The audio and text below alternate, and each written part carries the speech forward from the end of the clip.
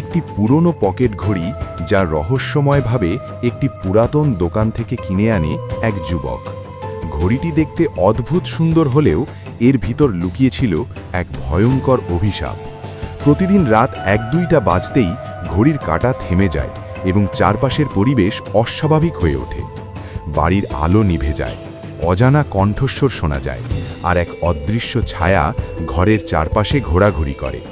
যুবকটি প্রথমে ঘটনাগুলোকে কাকতালীয় ভেবেছিল, কিন্তু ঘড়িটি যতদিন তার কাছে ছিল ততই তার জীবন ভয়ের আবহে ডুবে যেতে থাকে।